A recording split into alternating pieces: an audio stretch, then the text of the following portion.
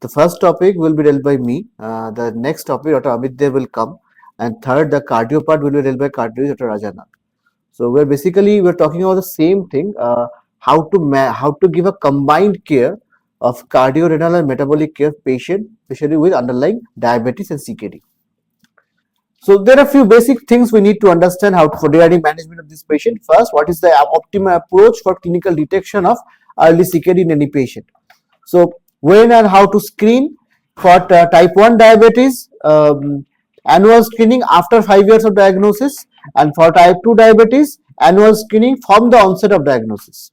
You need to screen the patient at least once a year for CKD for any underlying kidney changes. Cockcroft-Gault equation, and you calculate the EGFR, or you can do a serum EGFR. You can send the sample to the lab and this lab will calculate EGFR.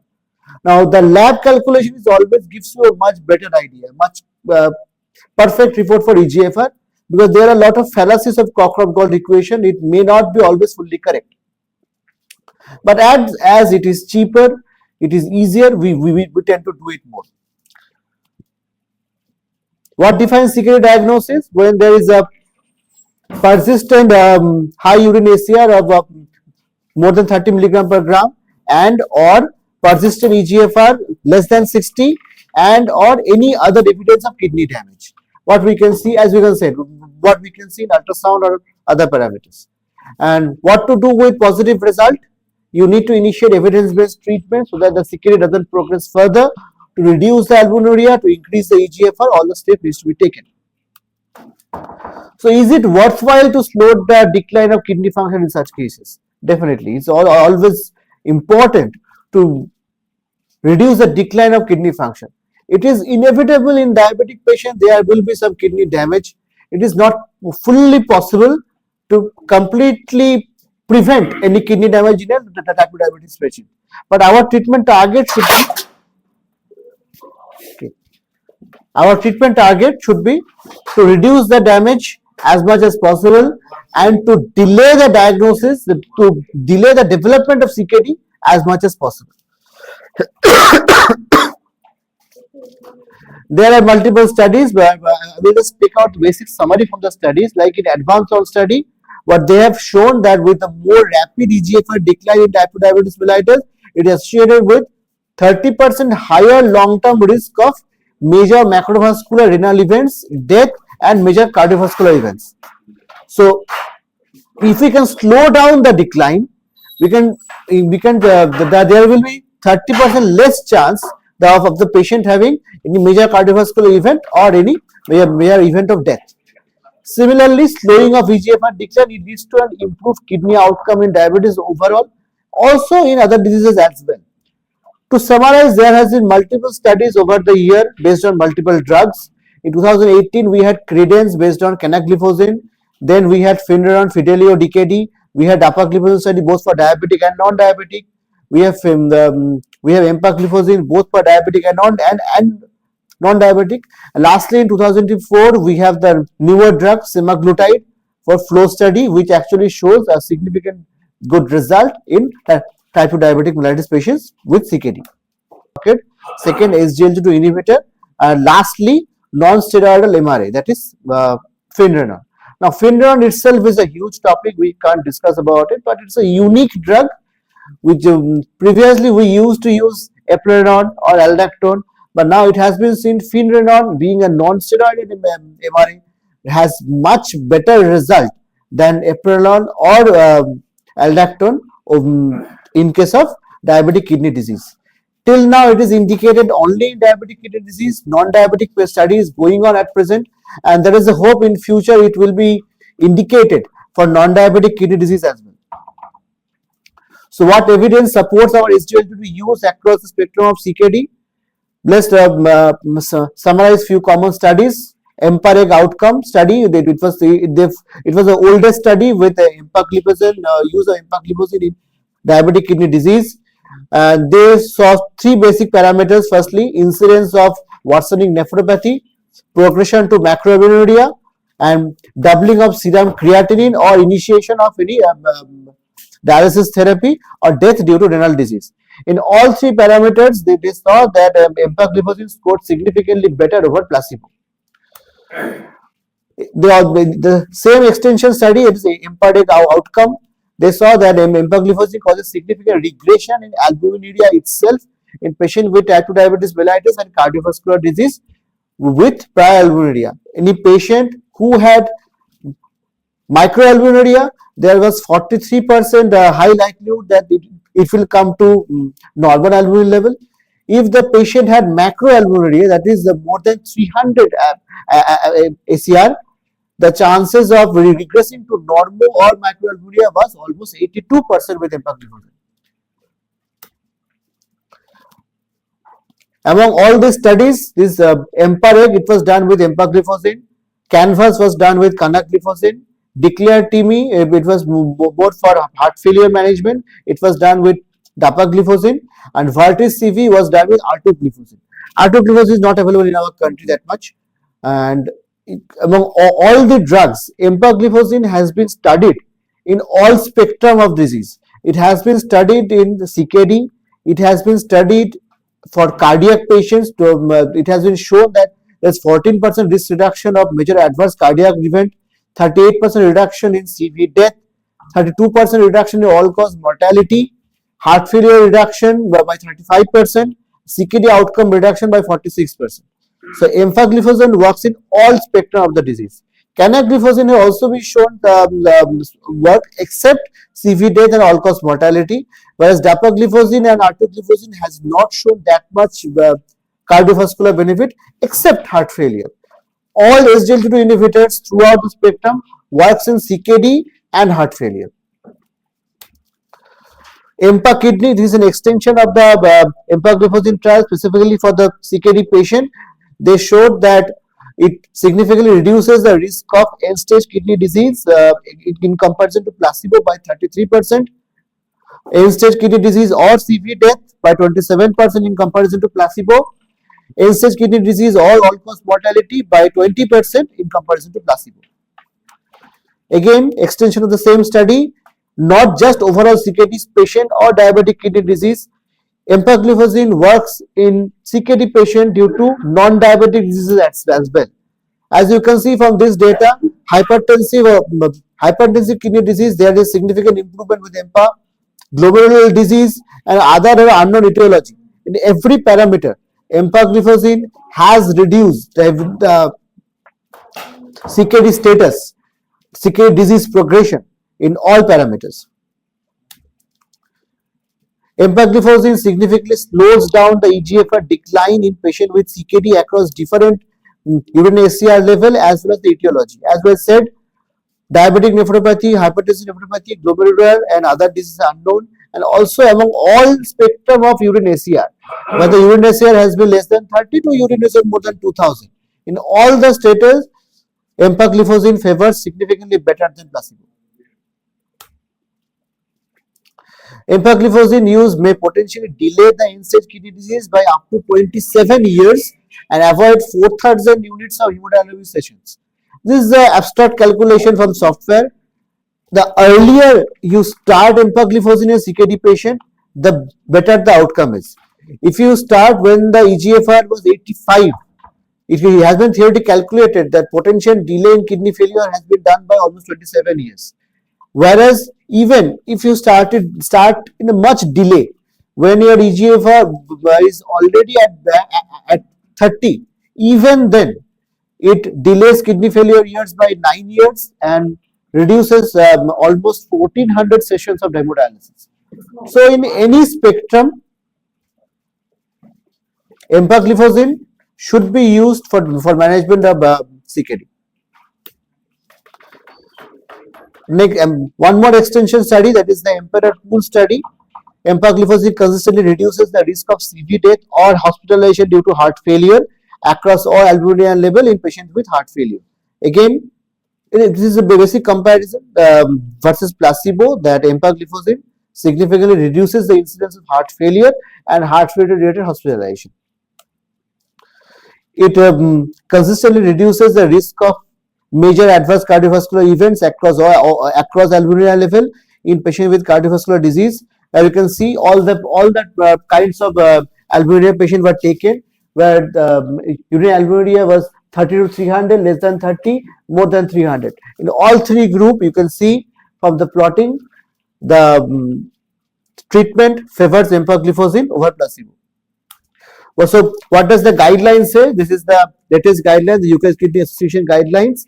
For people with diabetes mellitus, they recommend using SGLT2 inhibition in people with CKD and type 2 diabetes, irrespective of primary kidney disease, in any of the following four clinical scenario.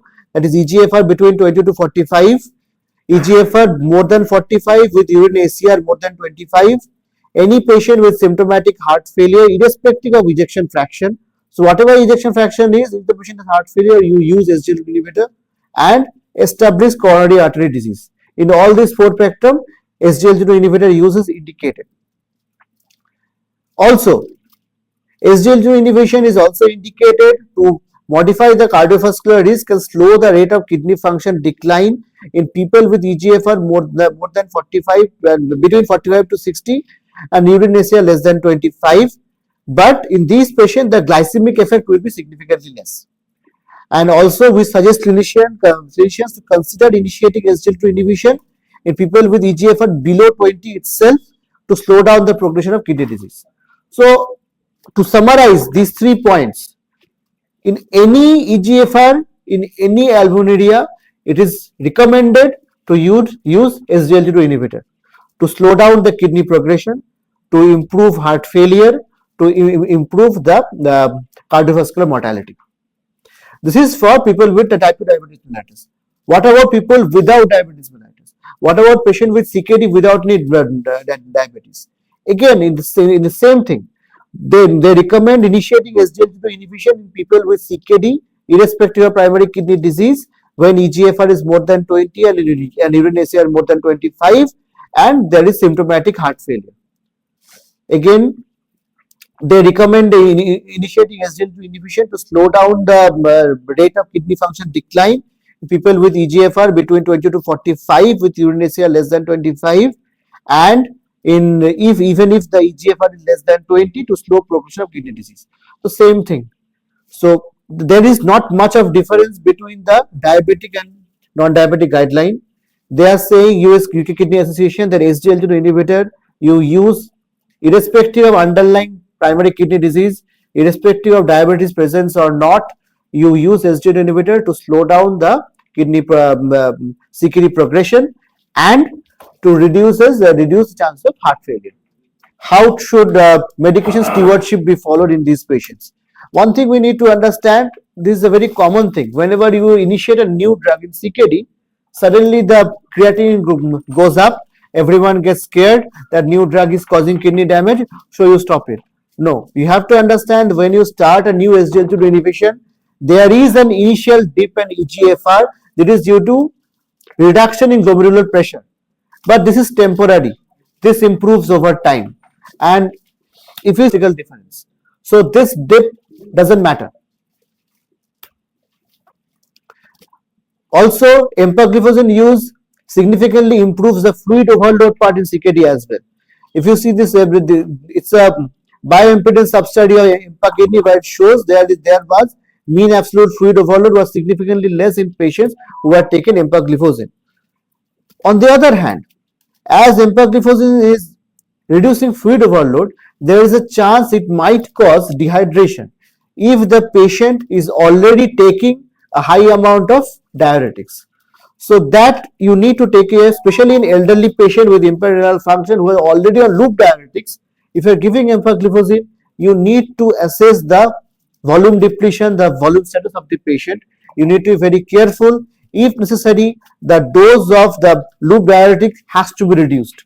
The points that need to be checked, that the patient needs to be counseled about weakness, patient needs to be counseled about orthostatic hypotension, and a sudden weight decrease of more than 1 kg over 24 hours or more than 2 kg over 1 week. If that happens, that means the patient is having significant volume depletion. So the dose of loop diuretic might need to be reduced. Contraindication, there are a few basic contraindications. First is polycystic kidney disease. clinically unstable disease status that necessitates a high dose of immunosuppression, and patients with type 1 diabetes mellitus. The reason of not using limited using of SGLT2 inhibitor in patient who are already on high dose of immunosuppression are twofold. Firstly, there is a chance SGLT2 inhibitor may cause urine infection in a patient who is already immunosuppressed. That mild urine infection can turn into something severe. Also, it has been shown by studies that SGLT2 inhibitor can increase chances of influenza infections. The immunity that works to prevent influenza infection in our body, SGLT2 inhibits that method, so that there is increased chances of influenza infection and urine infection in patients who are taking SGLT2 inhibitors. So especially in patients who are on very high immunosuppressant like cancer drugs or high amount of steroid, in those patients SGLT2 inhibitor you have to be a bit cautious. So this is my last slide, just to summarize where to use SGLT2 inhibitor with type 2 diabetes and CKD.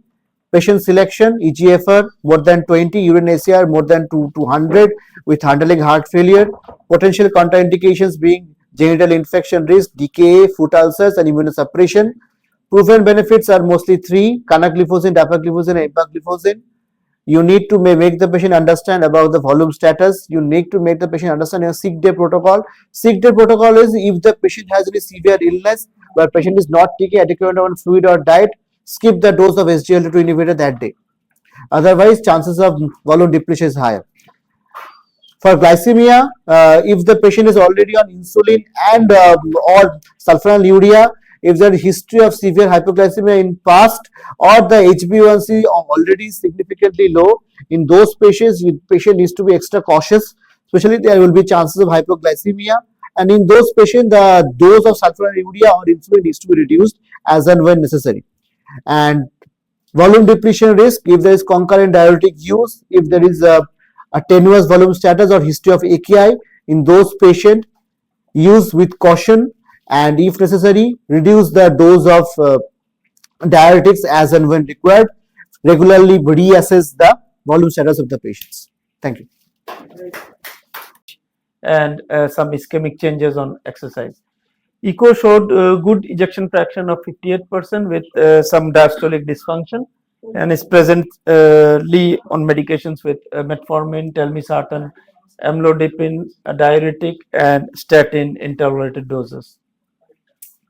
So this is a slide showing how to contextualize the cardiovascular risk in patients who have increased atherosclerotic cardiovascular disease, and also in patients who have heart failure. Now, patients who have heart failure are either at very extreme high risk for cardiovascular mortality or extreme high risk.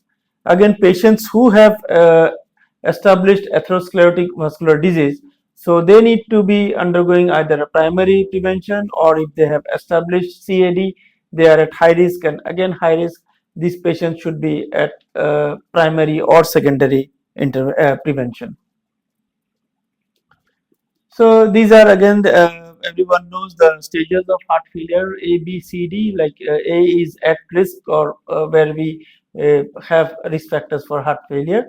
Stage B is pre-heart failure with presence of either a structural heart disease in the form of maybe LVH also on echo, functional cardiac abnormality, or elevated NT-proBNP. Stage C is established heart failure with current prior or previous signs and symptoms of heart failure, and evidence of structural or functional abnormality. And stage D is, like we all know, advanced heart failure. Diabetes mellitus leads to diabetic cardiomyopathy to the various mechanisms of starting from macro to micro level, and ultimately they end up with either a coronary artery disease in the form of coronary artery stenosis, or a MI or a ACF, and which may also lead to heart failure. Now, patients who have diabetes do not always have occlusive coronary artery disease. They have cardiomyopathy in the form of muscle disease, and may end up with heart failure in such patients. So again, 50% of all diabetic patients will have diastolic dysfunction, and which is common on echo. And these are the patients who will have a high risk of MACE who have diabetes. So these are the again clinical guideline recommended person-centric approach, like patients if they have CKD. My previous speaker has already spoken about the benefits of SGLT2 inhibitor, and nowadays we also have a GLP-1 receptor agonist, which has shown great benefits in patients with diabetes along with heart failure or even without heart failure.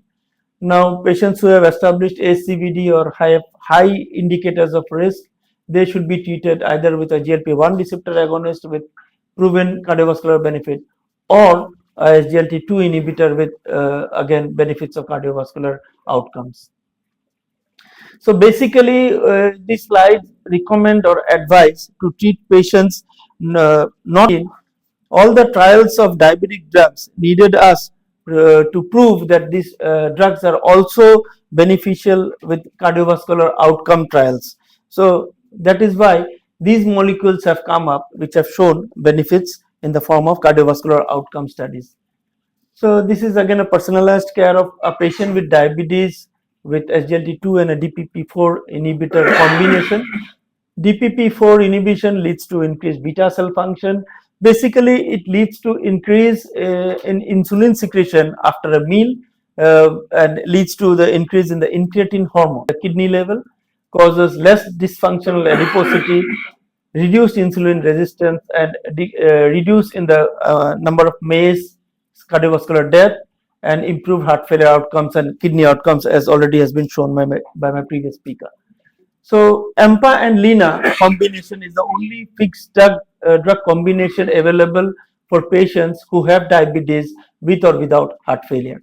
Now this is the graph where you can clearly see where EMPA and LINA in various combinations of the linagliptin drug is at a fixed dose of 5 milligram, and EMPA is either given at 10 mg or 25 mg. Now the blue and the orange lines, which you can see, has the blue and the gray line along the and the orange line show much benefit with EMPA of 10 or 25 plus LINA 5 mg. So EMPA and metformin results in sustained weight loss. Metformin has been there for quite a long time, and metformin is one of the wonderful drugs to treat diabetes, and which also leads to weight loss, but and also is very cost effective. Now all the guidelines now recommend if patients are either on metformin or without metformin, these patients can be combined with a EMPA rather than a glimepiride, which can lead to better outcomes. So these are again yeah. What is the advantage of dapagliflozin and EMPA same group? Yeah, same group, SGLT2. DAPA, EMPA, canagliflozin, which is not available in India, are all same group of drugs. So you have advantage of EMPA over DAPA because DAPA is the one we've got more than. Yes, basically both the molecules have the same mechanism of action, but the trials and the number of patients studied with EMPA is much higher, and they have the only mortality benefit in patients with diabetes. That is the difference. Like the second generation one, or No, EMPA, they're same generation. They're same. EMPA, the drug is exactly the same. Same DAPA drug. has the same benefits. Only the weight of evidence is more with EMPA. So different company they've made it. Is it something like that? No. It's like any two beta blockers you're comparing. DAPA is now generic in India. DAPA is made by everyone. So EMPA is still with the Pioneer brand, I guess, right? Yeah. So once that becomes generic, that will also be like come with different combination. So basically, EMPA has more of evidence, with its weight of evidence is more towards EMPA. Otherwise, DAPA and EMPA, they have the same benefits across all patients with heart failure with or without diabetes. I mean, being a cardiologist, I treat more heart failure patients. So for me, diabetes or no diabetes, patients come with heart failure, I give them either DAPA or EMPA. For me, it does not make much of a difference. Yes, for diabetologists, they would prefer EMPA. Amit will be speaking on that later. So EMPA again proves clinical outcomes in patients with diabetes and CVD and CKD, which is the EMPA-REG large outcome trial data in which analysis was done in 1800 patients with diabetes and established cardiovascular disease with a GFR of less than 60 ml. So like you can see, there was improvement in all parameters, like in systolic blood pressure, even in the hemoglobin level. And these benefits of this SGLT2 inhibitor starts very early. So the moment you come across a patient who has diabetes, cardiomyopathy, or evidence of structural heart disease, who are at risk of heart failure, they should be given the benefit of SGLT2 molecule. Reason being, the more you delay, the more they go into problems and they'll have worse outcomes. Now, these medications start giving their benefits within a period of 4 to 6 weeks, in fact. So like you can see, EMPA also helps in reducing the BP. The systolic BP was reduced up to 4.5 millimeters of mercury and diastolic up to 2 millimeters of mercury at the end of 12 weeks. Similarly, systolic BP goal achievement at 12 weeks was much better with EMPA rather than placebo. So EMPA offers early risk reduction for cardiovascular death, which has been already proven by the EMPA-REG outcome trial. You can see the hazard ratio with the overall study population showing a relative risk reduction of 38% with EMPA and a 56% relative. See, this EMPA again is important for us because EMPA has been the only molecule which has been studied in Asian subpopulation also. Like you can see, very few molecules are there where Asian populations are included. This was one trial and one molecule where there was much higher benefit among the Asian population than the overall population. Then it reduces blood pressure also. Yes, it has glycosyl. It is not an antihypertensive. No, we don't use it as antihypertensive. These are added benefits. These are added benefits. We don't use it for This is my antihypertensive. practical experience because I was on Telma. But It just I reduces started taking empagliflozin, now I am not taking them. So my BP is normal with Empam. You can think of it as a diuretic antihypertensive. It's a diuretic effect. And it doesn't lower sugar in non-diabetic. No, no. So EMPA again reduces the risk of first and recurrent events, cardiovascular events in patients with diabetes and atherosclerotic disease, like EMPA-REG outcome. There was a 21% lowered risk of MI events with EMPA versus placebo. SGLT2 inhibitor and cardiorenal outcomes in diabetes and atherosclerotic vascular disease. This is a summary of all patients with diabetes and ASCVD with SGLT2 inhibitor CV outcome trials. Like you can see, CANVAS was with canagliflozin. So this is actually you get to see the strength of the evidence of Empam versus Yes, this is the question you were asking. This answers your question actually. Like you can see with EMPA-REG, the major adverse events, the cardiovascular death, all-cause mortality was only reduced with EMPA-REG outcome and not the other gliflozins. Canagliflozin is out. Sorry, Canagliflozin is out. canagliflozin is not available in India. See, canagliflozin is the biggest disadvantage. Is, one is the cost, and it has a very high risk of causing osteoporosis and mobility. So that was one of the amputation and all. So that was the reason it is There is a reason not the it is right not one. Fracture. So EMPA also reduces risk of cardiovascular death and heart failure hospitalization. Patients who are having heart failure are at increased risk of recurrent heart failure hospitalization, and EMPA has shown benefit in that, in reducing recurrent heart failure hospitalization across all spectrums of ejection fraction, starting from less than 40%, which is reduced, to the mid-range ejection fraction, which is 40 to 50%, and even in patients with preserved ejection fraction. In all, across all spectrums of ejection fraction, EMPA has shown reduced heart failure hospitalization. So these are the ESC guidelines which have a class 1A recommendation for EMPA for treatment of heart failure across all ejection fraction categories. Now, EMPA, DAPA, both SGLT2 inhibitors are one of the 4 pillars of heart failure therapy.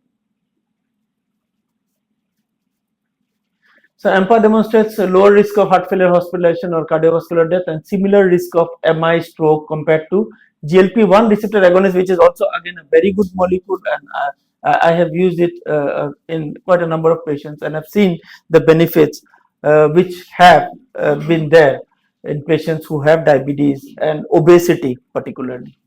So this is the cumulative risk of cardiovascular outcome with EMPA versus a GLP-1 receptor agonist in patients with diabetes. Like you can see, the yellow line is the GLP-1 receptor agonist, which is known by semaglutide, and the EMPA.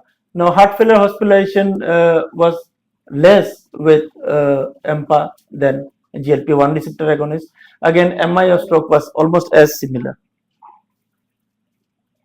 So this is the first study which demonstrated an improvement in kidney outcomes, which my previous speaker has already shown, and this is a repetition of that slide. I'll not go into that. EMPA also facilitates regression of albuminuria, which my previous speaker has already shown and spoken about the delay in renal dysfunction occurring over the years. EMPA also demonstrated consistent safety in patients with diabetes and CKD. Now, Lena, I will not go into because my speaker, so I will not go into that, and Amit will take over. Thank you. Generic medicines available, the bioavailability of the drug is very, very important, because the drug has got two components. One, I'm sure most people don't know this. One is the excipient and one is the active pharmaceutical ingredient. And basically the APC remains the same, but the quality of the excipient depends on how efficacious the drug is going to be. This is why we see a patient taking Glixambie and Jardiance or a patient taking Foxiga will report much more incidences of urinary tract infection as a part of the side effect than a patient taking a generic dapagliflozin or any other molecule. Because the efficacy is also less, so the side effect will also be comparative. Safety, efficacy, Yes, everything will be different. The bioavailability of the drug changes. And I think this is a common thing that you will also see, that with Glixambie, you will see, Dr. Bodhishatta, Glixambie, Jardiance, Oxra, because Sun Pharma has understood that why this drug is actually important in our Indian context. So for diabetes care, we are no longer talking about glucocentric. We're now talking about an organocentric holistic approach. And we all believe it starts with this excess deposition of adipose tissue or excessive visceral fat and abnormal deposition of fat in the organs, especially around the liver and the pancreas. And that is, of course, in Indians, we call them as thin fat Asians by the definition itself.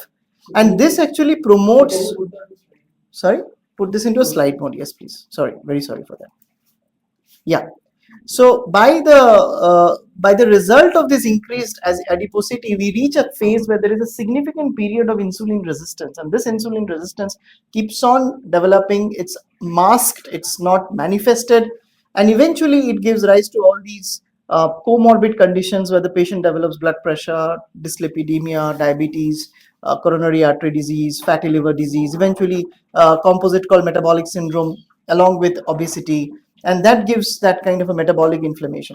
So the point I'm trying to make is, and this of course gets into the patient into a cardiorenal metabolic syndrome. So they may develop subclinical atherosclerotic cardiovascular disease with some category of subclinical heart failure. Let me take out the pointer.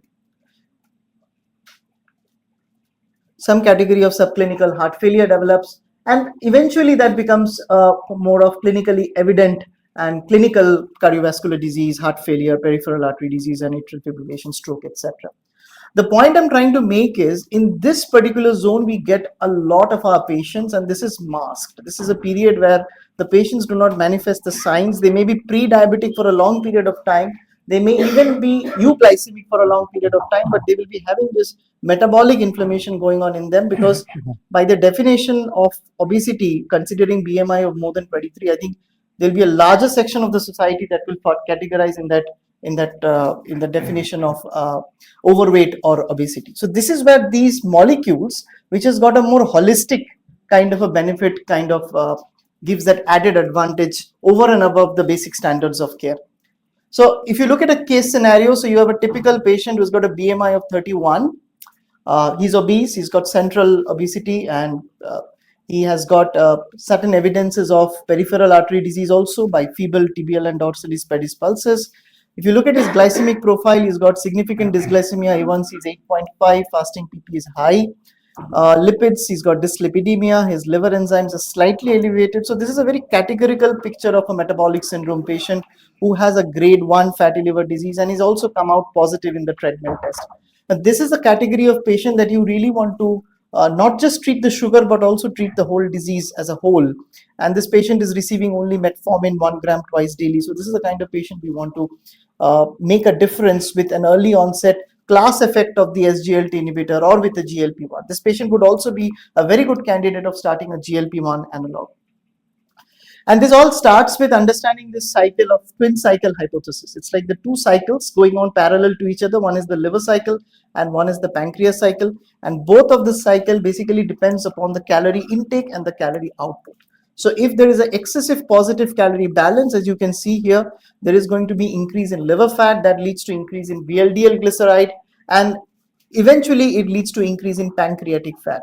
And this is very important because as a part of this vicious cycle, this increases the insulin resistance, and more the insulin resistance, more is the risk of that individual having diabetes, and the beta cell function also keeps on declining over a period of time. So the whole concept of twin cycle hypothesis is laid on one foundation, that you need to reduce the liver fat, you need to reduce the visceral fat. So if you reduce the visceral fat by 1 gram, then you're reducing the incidences by a significant amount in terms of the insulin resistance. And to bring that, you need to put the patient on a negative calorie state, and with that, the pancreas and the liver cycle goes on into a homeostatic phase. So they are often undiagnosed and they are diagnosed late. This late diagnosis is actually very important. We've done studies to see that this inertia is not just amongst the patient in reporting late, but also in clinicians picking it up late, because we are often quite relaxed in treating these categories of patients. The other risk is, of course, now we are getting these problems coming at a very, very younger age. So if they're diagnosed at a younger age, then the progression of the disease is also going to be for a longer period of time by the natural history of the disease. And the biggest problem is the central obesity, the central adiposity, which plays a very significant role. This is very important slide to understand here. So one is, we are born with our genes. Then what happens to our genes? That's called our genotype.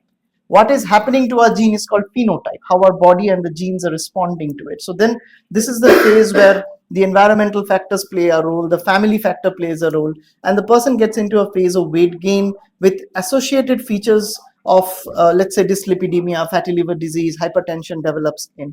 This is a phase where the patient may not develop diabetes, but may persistently be having that phase of insulin resistance where silently the disease is developing. But well, at this point itself, the macro and the microvascular complications have started to set in.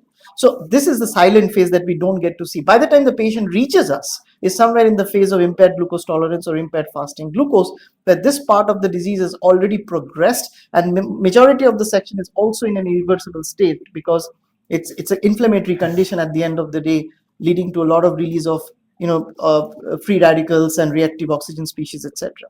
And then we get the patient predominantly in the phase of early diabetes. If the patient is aware or we are proactive, then we get the patient in the impaired glucose tolerance or impaired fasting glucose level. And of course, mostly in the semi-urban and the rural setting, you will find patients reporting very late with established macro and microvascular complications as late onset diabetes. So the point here is, when we get these patients, it's important we choose the right molecule for the patient at the right point of time, and that is very, very important. So this is a study by Dr. Unnikrishnan and some of our colleagues in RSSDI, where they found that the cardiovascular risk is actually very, very high in newly available on the mobile phone calculator.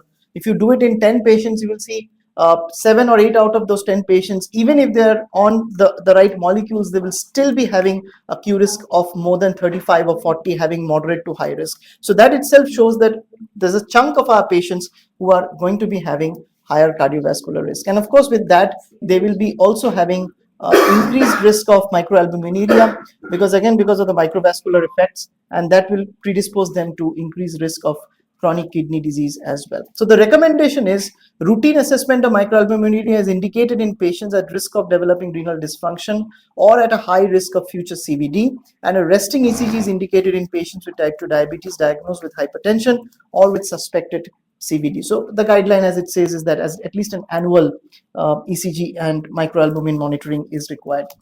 every 6 months at least. And this is the class 1 recommendation, which is definitely needs to be followed.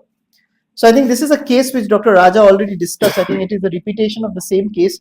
So the idea here is again to prevent that setting of the cardiovascular disease much before it has already set in. So these are some of the slides he has already run through. So I'm not going to get into the cardiovascular part. He's already spoken on that. And if you look at the older studies, the ADVANCE, the ACCORD, the UKPDS trial, and there has been a lot of subgroup analysis of those studies, which earlier said that the tighter sugar control you do, the better is the outcome in terms of macro and the microvascular complications. So the derivation of the whole analysis that we do today is based on those mother studies, which was done many years back when these molecules were not even there into existence. Then again, we say that 2 out of 5 patients with diabetes will have a CKD in the Indian Diabetes Clinic. And this is also again very undiagnosed, because sometimes we are driven by the creatinine level, and creatinine is often raised much later. The earlier marker is the microalbumin level or the urine albumin creatinine ratio, which is often not measured by clinicians, or it is skipped. And that of course gives rise to that individual developing kidney disease in future. So the goals of care, I think Raja already showed this slide. The idea of using these molecules like an SGLT inhibitor, whether it's a DAPA or an EMPA, the idea is to give that class effect that besides controlling the blood sugar, we are able to bring in the pleiotropic benefits. And when we talk about the pleiotropic benefits, you mean these molecules will have a portion, a significant improvement on that individual's metabolic parameters, especially the blood pressure. So it has shown that there is reduction of systolic and diastolic blood pressure to some extent, but that doesn't classify it to be an antihypertensive molecule. B, there has been shown that it will have an improvement on the lipid parameters, provided the glycemic control is good. So if the person has dysglycemia, then you will not find improvement on the lipids, because the diabetes will cause the dysglycemia. So it also has shown that it will cause improvement in the uric acid level of the individual. And there is one study I'll show you, which is ELIFT study, which has been done only on EMPA, which is showing that it has some improvement of the liver fat, and it's not impacts the fibrosis, but it does got some improvement in the ALT and the AST level, and has got some impact on the on MASLD, metabolic associated steatotic liver disease. In fact, this is the only SGLT which has shown some benefit. It's the ELIFT study. I'll show you in a couple of slides later. Last but not the least, all SGLT inhibitors, especially EMPA, we have seen will give you a weight change of 4 kilos, maximum 5 kilos in that individual. So it's not a weight losing drug, but it's going to bring a weight change of 4 to 5 kilos. It is sustained as long as the patient takes. But remember, when the patient loses this weight, because of the SGLT effect, the patient is losing the fat mass to some extent. Patient is also losing the water content of the body, that is also going out, and the patient is also losing a certain degree of muscle mass. So all the 3 things are being lost. Now the problem here is, if you're using it on a patient who has got sarcopenia or on an elderly patient, you may see that the patient is becoming very lean, because the patient may not have that, he's still losing 3-4 kilos, but in that case the loss is more of a muscle mass. So we have to be very careful in these cases when we are using these molecules, because we need to be understanding that the overall weight will improve because of the fat loss, muscle mass loss, as well as the water loss. It is, I will say it's the same for both. It's the same. My experience is the same for EMPA and DAPA. 3 to 4 kilos you will see the patient is going to be losing with metformin, maybe 3.5, 4.5, 5 kilos tak uska weight loss hoga. It will sustain. Patient will feel weak. Patient will look cachectic. He will lose the pad of fat from the facial pad of fat. His arms will become lean. Not necessarily the patient will lose abdominal fat, because as I said, all the 3 components are lost. Not only the fat mass, but the weight loss will definitely be there. Water loss will be there from the body.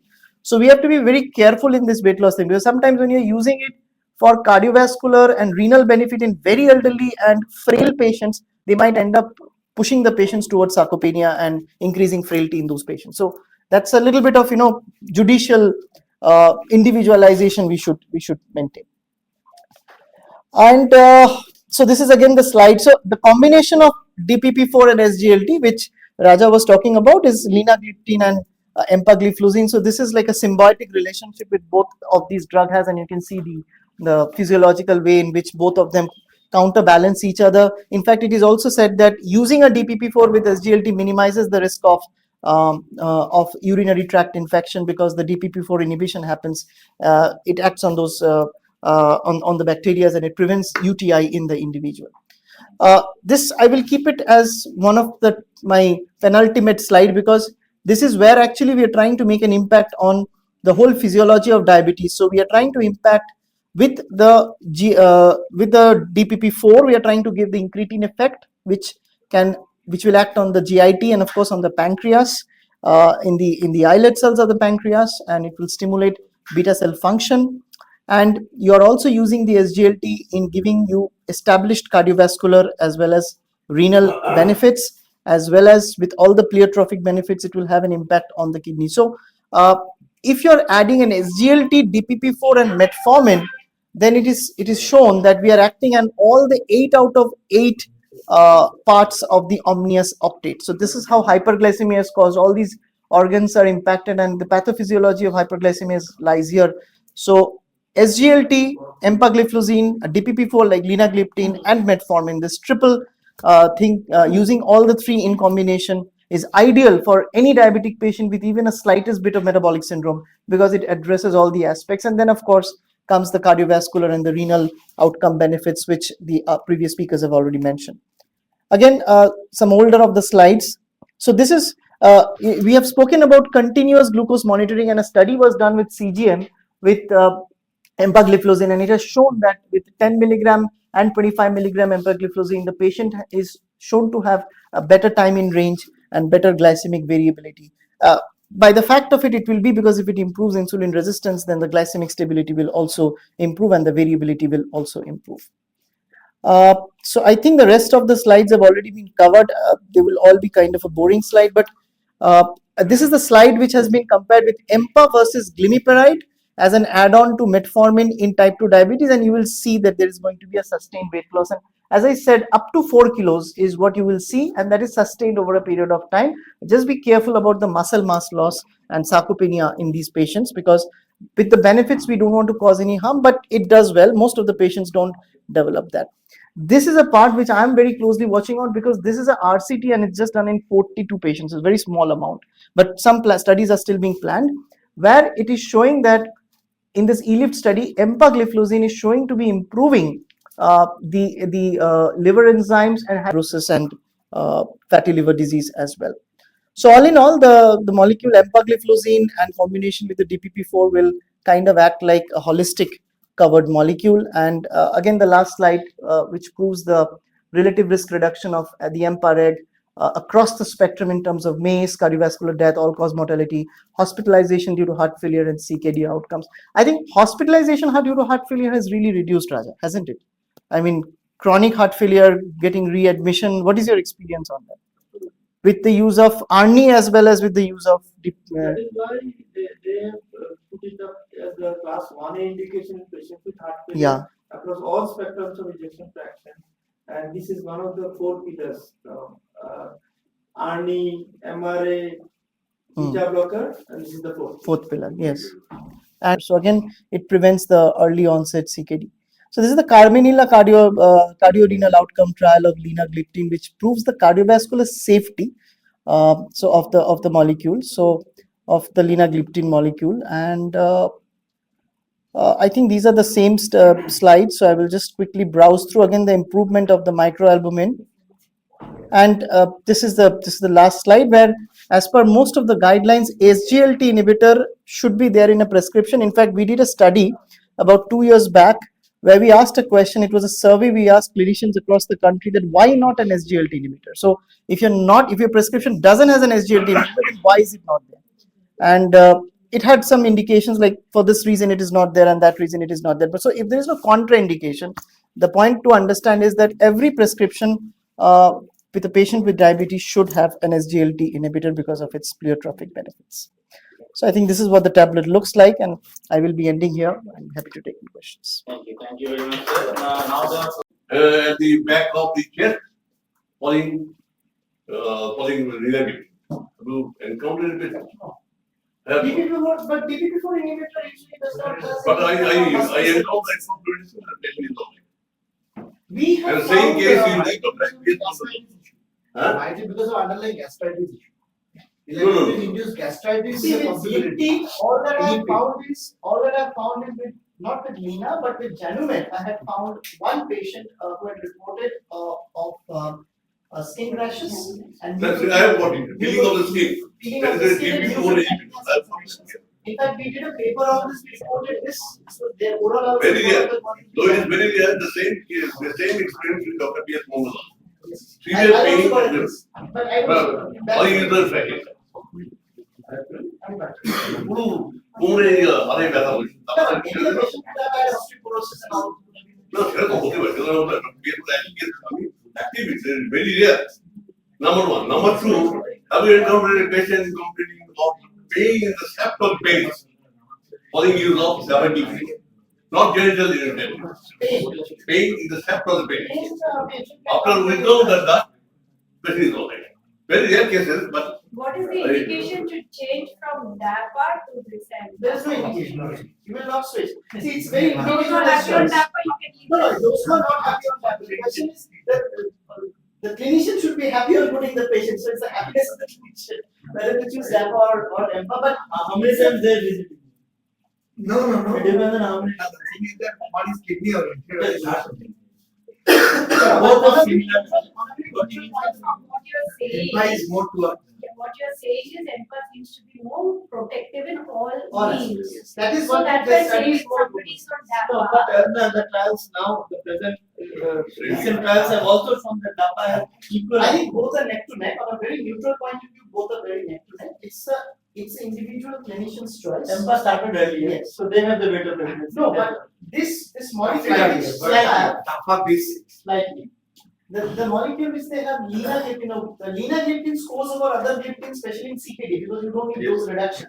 So now with the EMPA-REG outcome coming out, with the kidney benefits of the empagliflozin, this combination of using a lina plus an EMPA together in stage 1 and stage 2 CKD, this molecule scores So over. more convincing. But It's the choice, but it's the juggling of the medicine. if the advance is higher, so the people, I used to prefer sitagliptin with DAPA or IMPA. Sitagliptin with DAPA sometimes proves better in higher advance. See, all these are clinical trials. Okay. Understand one thing. These are clinical trials. They are based on a fixed set of test data. Yes. They will never be directly reciprocating in your real world evidence. You know, but this you extrapolate from there. Extrapolate the information from there. But then you Heart failure with or without diabetes, DAPA, EMPA both works. And if the patient has uncontrolled diabetes without heart failure, even with or without heart failure, EMPA works.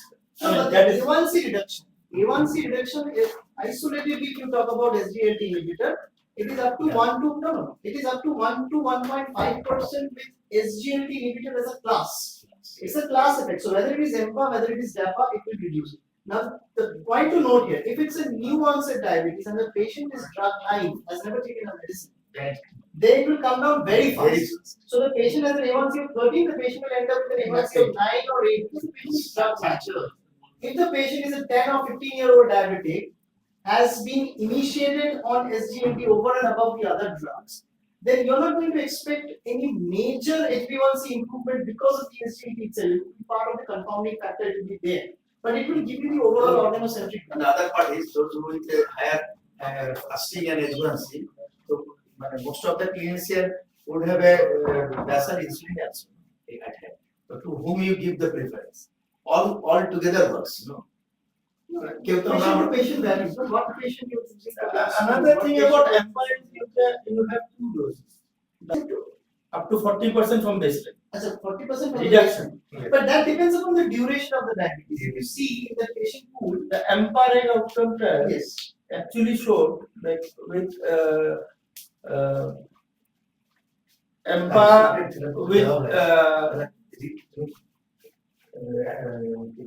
5/10 আমরা দিচ্ছি না? একটা 25 আছে, you are giving linagliptin 5 and 5 and this is 10. So remember each of these class causes an A1C reduction of 1 to 1.5%. So when you're giving both, you're looking at 2.5 to 3% of A1C reduction.